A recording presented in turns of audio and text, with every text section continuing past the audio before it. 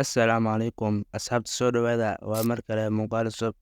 intaan muuqaal guud galin fadlan subscribe saar waad mahadsantahay maanta waxaan idin wadaa barnaamijkaas oo ku saabsan cod edit gareyntiisa ay ku saabsan yahay cod sida loo edit gareeyo waa marka koowaad waxa aad samayn kartaa marka aad cod duubeyso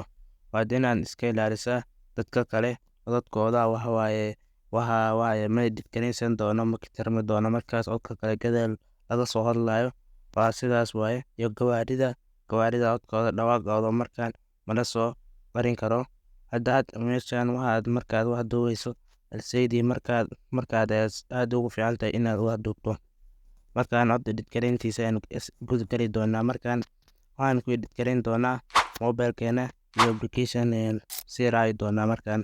markaan applicationka aan ku edit gareyn doono waxa waaye Lex Audio Editor waaye waad kasii heli kartaa Chrome-ka ayaad gali kartaa waad kasii qori kartaa Lex Audio Editor ayaad ka qoraysaa markaan Lex Audio Editor-ka ayaan gali doonaa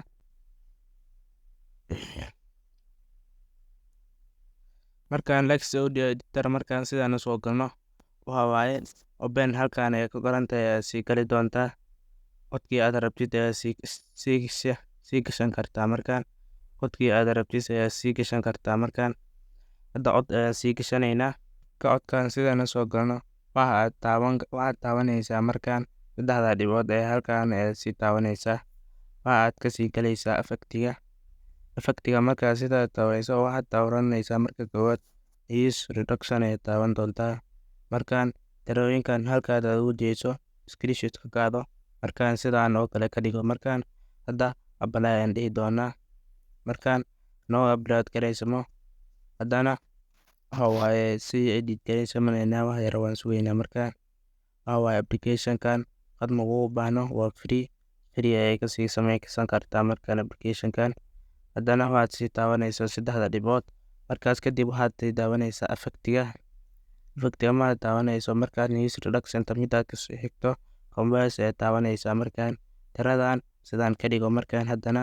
apply ayaan dhihi doonaa screenshot ka qaado inaan haddaad rabtiin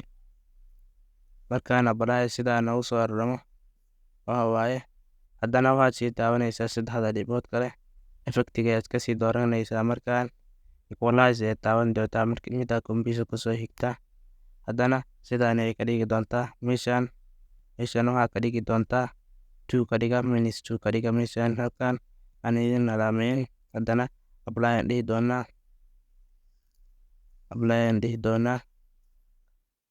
waxyar ayaan sugaynaa markaan sidaan apply nooga dhamo haddana saddexda dhibood kale ayaan sii taaban doonaa effectiga ayaan sii galaynaa markaan normalize ee taabanaysaa isagana update markaan sidaa kusoo galnay codkii sidaa kusoo duubnay hadda ila dhegeysta markaan qofku waxyaaba u badan ee la qiimeeyo videoga hadda codkan oo nadiif aan yahay videoga ma la daawan karo waxa waaye inaad codka ka edit gareyto waa aad ugu muhiim ah waaye waxaad soo dhegeysatay codkii aan la edit gareynin hadda aad soo dhegeysatay hadda sida loo edit gareyn haddana dhegeyso qofku waxyaaba u badan ee la qiimeeyo videoga hadda codkan oo nadiif aan yahay videoga ma la daawan karo waxa waaye inaad codka ka edit gareyto waa aad ugu muhiim ah waaye